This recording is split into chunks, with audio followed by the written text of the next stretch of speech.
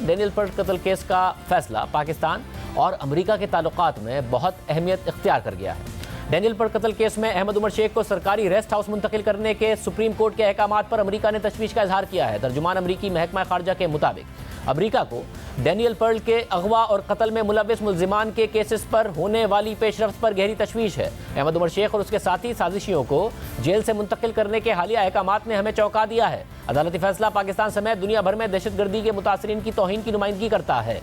इसके अलावा तर्जुमान अमरीकी महकमा खारजा ने डेनियल पर्ल कत्ल केस में पाकिस्तान की माजी की कोशिशों को तस्लीम किया। साथ ही हुकूमत की जानिब से नजरसानी अपील दायर करने की दरख्वास्त का भी खैरमकदम किया। दूसरी जानिब अहमद उमर शेख को डेथ सेल से निकालने के गुज़िश्ता रोज़ के अदालती अहकामात पर अमल दरामद शुरू हो गया है। जियो न्यूज़ के ज़राए के मुताबिक अहमद उमर शेख और दीगर को डेथ सेल से आम बैरक में मुंतकिल कर दिया गया है, जबकि आइंदा 1 से 2 रोज़ में इन सब को रेस्ट हाउस मुंतकिल कर दिया जाएगा। गुज़िश्ता रोज़ सुप्रीम कोर्ट ने हुक्म दिया था कि अहमद उमर शेख को फौरी डेथ सेल से निकालकर आम बैरक में रखा जाए और फिर 2 दिन बाद सरकारी रेस्ट हाउस में मुंतकिल किया जाए। अहम बात यह है कि सुप्रीम कोर्ट के फैसले के बाद पाकिस्तान पर अमरीकी दबाव में इजाफा हो रहा है। हुकूमत भरपूर कोशिश कर रही है कि किसी तरह से अहमद उमर शेख को रिहाई ना मिले और अदालत डेनियल पर्ल कत्ल केस के फैसले को मुअत्तल करे। यानी हुकूमत चाहती है कि अदालत हुकूमती खदशात को मद्देनजर रखकर अहमद उमर शेख की रिहाई का फैसला मुअत्तल करे। गुज़िश्ता रोज़ अटॉर्नी जनरल ने दलाइल देते हुए कहा कि अहमद उमर शेख आम मुल्जिम नहीं है, बल्कि दहशतगर्दों का मास्टर माइंड है और संगीन जराइम में मुलव्विस है। अहमद उमर शेख और दीगर को रिहा किया गया तो वो गायब हो जाएंगे।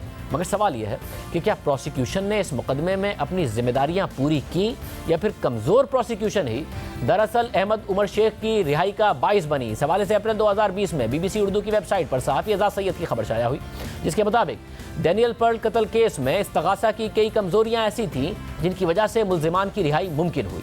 खबर के मुताबिक 6 फरवरी 2002 को उस वक्त के home secretary Punjab brigadier retired Ejaz Shah ने DIG लाहौर को इतला दी कि डेनियल पर्ल कत्ल केस के मरकजी मुल्जिम अहमद उमर शेख उनके सामने गिरफ्तारी देने के लिए पेश हो गए हैं। जिसके बाद एजाज शाह अहमद उमर शेख को उसके वालिद और मामू के हमरा लेकर DIG लाहौर के घर पहुंचे और यूं अहमद उमर शेख की रजाकाराना गिरफ्तारी अमल में आई और फिर 12 फरवरी 2002 को अहमद उमर शेख को PIA की परवाज़ के जरिए कराची भेजा गया। मगर दिलचस्प बात यह है कि पुलिस ने अदालत में पेश किए गए चालान में दावा कर दिया कि अहमद उमर शेख को 13 फरवरी को कराची एयरपोर्ट से गिरफ्तार किया गया था। मगर अहमद उमर शेख ने खुद एतराफ़ी बयान दिया कि उसकी गिरफ्तारी तो 6 फरवरी को लाहौर में अमल में आई थी। अदालत में अहमद उमर शेख के वालिद और मामू ने भी अहमद उमर शेख के बयान की तस्दीक कर दी, जबकि उसके वकील की जानिब से अखबारी तराशे और PTV की फुटेज भी बतौर सबूत पेश कर दी गई, जिस पर इस्तगासा कुछ नहीं कर सका। यानी अहमद उमर शेख की गिरफ्तारी से मुतालिक पुलिस ने गफलत बरतते हुए गलत तारीख बता दी। खबर के मुताबिक माहिरीन का कहना है कि इस्तगासा की यह हिकमत अमली ट्रायल कोर्ट में तो काम कर गई, लेकिन हाई कोर्ट में ना चल सकी। इस मुकदमे में इस्तगासा की और कमजोरियां भी सामने आई।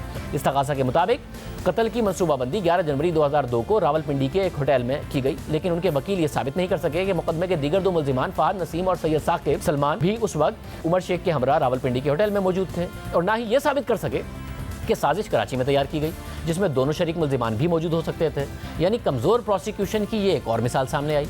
BBC की खबर के मुताबिक अदालत में इस्तगासा की जानिब से डेनियल पर्ल को मौसूल होने वाली कॉल का डेटा और फ़ोन नंबर भी पेश किया गया, जिससे पुलिस के दावे के बरखिलाफ ये साबित हुआ कि जिस फ़ोन नंबर को अहमद उमर शेख से जोड़ा जा रहा था वो उनका नहीं था, बल्कि कराची में मिस्टर सिद्दीकी नामी किसी शख्स का था। यानी ये बात भी गलत निकली।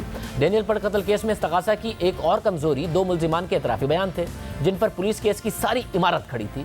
दोनों मुल्जिमान के एतराफ़ी बयान जुडिशल मजिस्ट्रेट इरम जहांगीर ने रिकॉर्ड किए थे और उन्होंने बयानात के रजाकाराना ना होने से मुताल्लिक वाज़ेह नोट भी लिख दिया था। कानून के मुताबिक मजिस्ट्रेट के सामने रजाकाराना तौर पर ही दिए गए बयानात की अहमियत होती है, मगर पुलिस ने अदालत के सामने इन्हीं मशकूक बयानात पर इन्हिसार किया। मजीद दिलचस्प बात यह है कि मुल्जिमान की जानिब से तावान के लिए लिखी गई अंग्रेज़ी और उर्दू की तहरीरों पर जिस हैंड राइटिंग एक्सपर्ट ने राय देनी थी, उसके पास हैंड राइटिंग के शोबे के बजाय सिंधी लिटरेचर की डिग्री थी। इसके अलावा मुल्जिमान से बरामद होने वाले लैपटॉप के बारे में भी इस्तगासा के बयानात में तजाद नजर आया। पुलिस का मौक़िफ़ था कि मुल्जिमान से लैपटॉप 11 और 12 फरवरी की दरमियानी शब बरामद किया गया है, जबकि अमरीकी FBI माहिर के अदालत में दिए गए बयान के मुताबिक उसे पाकिस्तान आने से 2 रोज़ पहले यानी 29 जनवरी 2002 को बताया गया था कि उसने पाकिस्तान में एक लैपटॉप का जायज़ा लेना है।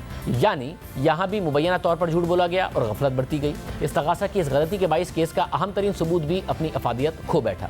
अदालत ने वाज़ेह तौर पर कहा कि ऐसे कंप्यूटर के बारे में तैयार की गई फोरेंसिक रिपोर्ट पर इन्हिसार नहीं किया जा सकता।